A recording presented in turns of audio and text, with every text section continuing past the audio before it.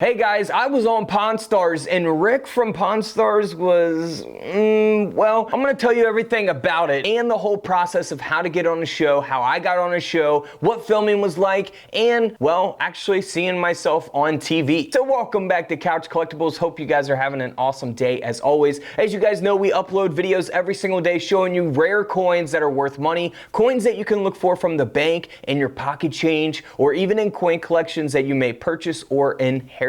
So feel free to check out those videos on the channel as well. Now, back to Pawn Stars. So originally, about 2 or 3 years ago, ITV, which is the production company that films Pawn Stars and handles all of the behind the scenes kind of thing, right? They actually, well, one of their employees actually reached out to me and thought that it would be a good idea to have me to come to Vegas, be on the show, and if they like me, possibly be even one of their coin experts to come in on the show and be that person that kind of talks about, you know, this coin is worth this, and he comes in, blah, blah, blah, blah. You guys know the spiel on Pawn Stars. Obviously, they got the guy from NGC, super knowledgeable guy. He is great for that job. I actually seen him at the coin show in Pittsburgh, the A&A show. So definitely a good guy to have on the show, very knowledgeable. I don't think I would have been able to be an expert on the show with my knowledge. My knowledge is kind of more into mint errors and US silvers, not like ancient coins or anything like that. I'm not really too knowledgeable on a lot of ancient stuff or, you know, old foreign stuff. So I don't even know if I would have been good at that job. But let's fast forward a few years later. So ITV reaches back out via email. I have no idea how they get my email. I'm guessing through YouTube. They see my coin videos. They reach out to me. They say, hey, would you like to bring something on the show to sell? And I'm like, yeah, that would be great. You guys actually reached out a few years ago. And the lady said, well, I'm not sure who that employee was that reached out to you. So apparently that lady is no longer with the company. That kind of just like, she just kind of stopped emailing me about being on the show in Vegas. But this new lady, 3 years later, emailed me, and I was like, yes, I would love to be on the show. And this time, it's not in Vegas, it's Pawn Stars Do America, where they're kind of traveling around like, you know, Antique Roadshow style around the country and doing shows and buying people's items. And so I was super interested, of course. You know, it's a chance to be on TV, really just have fun. I got my degree in audio and video production, so like I love this kind of stuff. And I kind of understand the whole process of it. So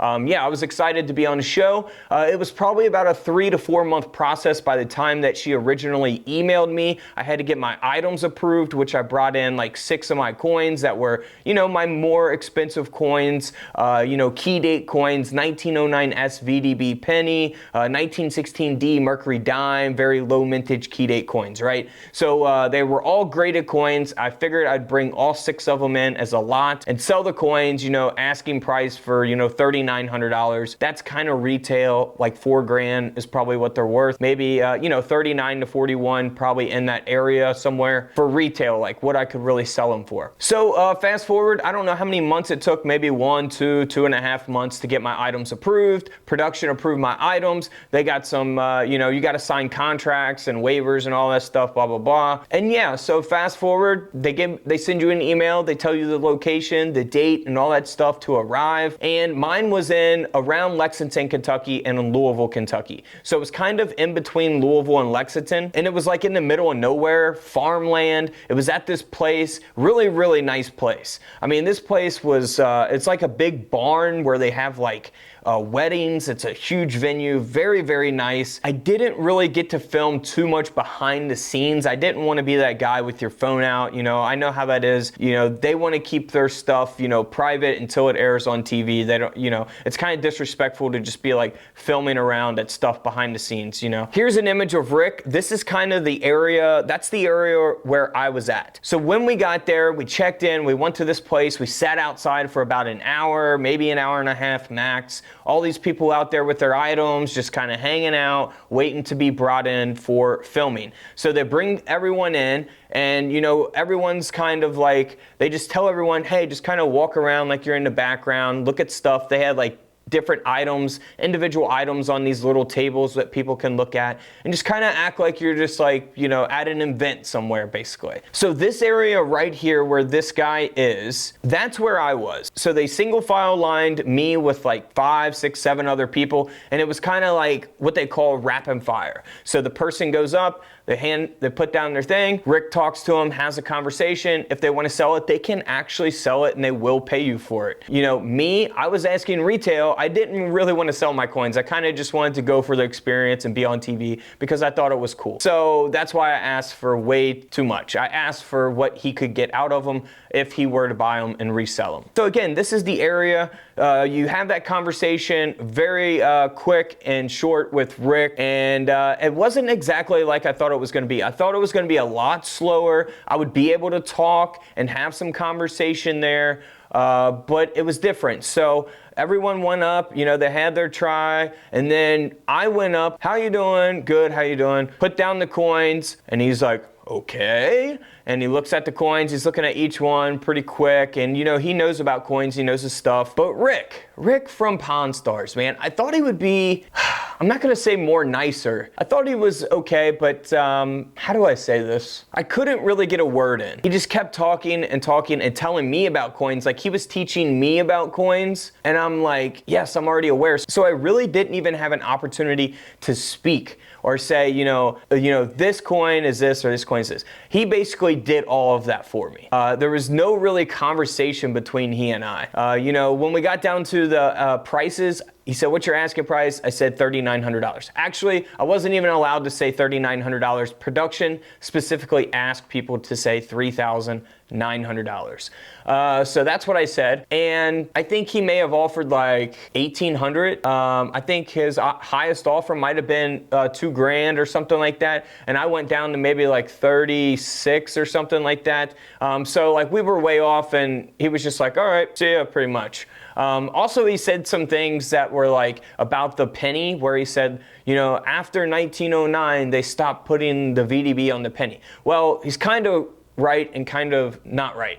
So in 1909, for the S mint mark, they do have a penny where the VDB initials, the designer of the Lincoln penny, is on the reverse at the bottom of the penny. Everyone knows that. It's the rarest penny, 1909 SVDB. There's also a 1909 VDB without a mint mark, Philadelphia Mint. Now, after 1909, they actually started putting the VDB on the obverse of the Lincoln cent. So he was kind of right there. I understood what he was saying, but obviously they probably didn't want to put something like that on television because it would be technically incorrect. The VDB just kind of went to the obverse of the coin. 1909, of course, was the only year that they had the VDB initials on the reverse of the coin. There's also 1909 pennies with out the VDB initials on the reverse of the coin as well. So here I am. You could see me in the background. They actually did not put my spot on television. They did not air my spot on television. So a lot of people that was there that I seen had items, theirs did not air either. Only about a handful or less, maybe 3 to 5 people that I seen there with items for my day. I think there was 3 days of filming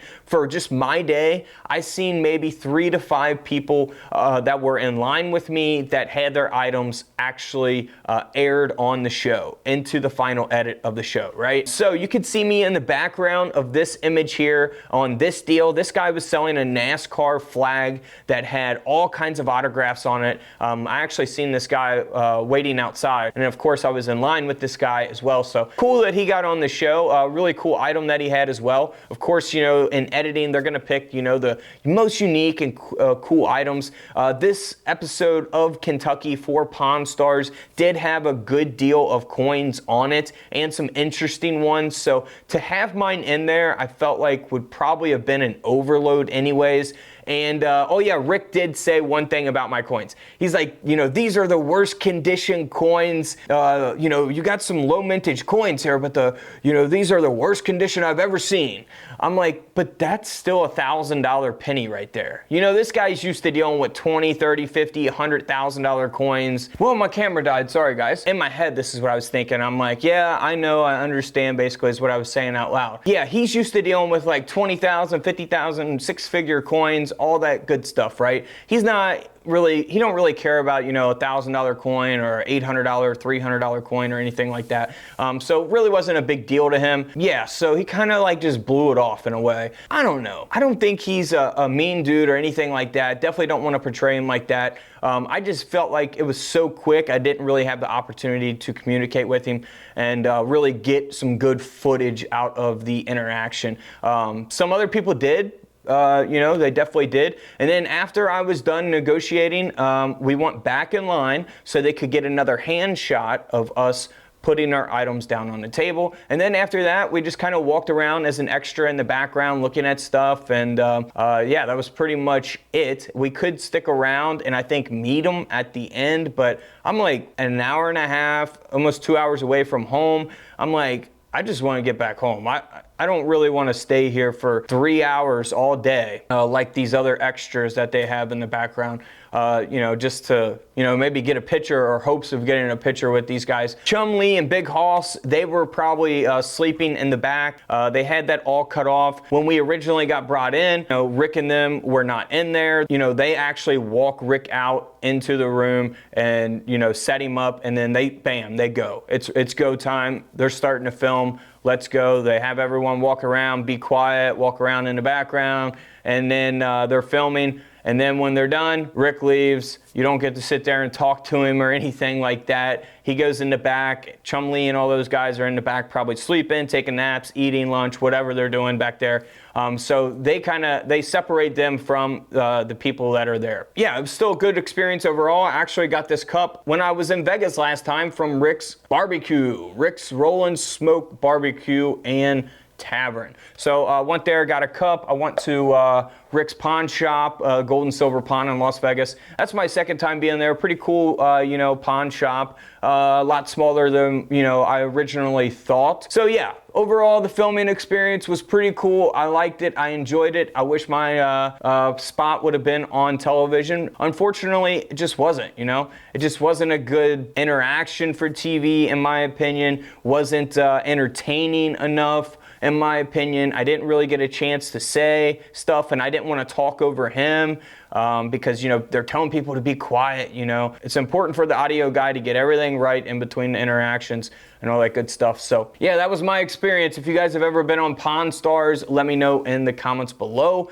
I know Rick did have something in his Instagram bio after the fact. I looked where you could actually sign up to be on the show. So you can submit an item for you know, review. If they approve your item, they'll let you on the show.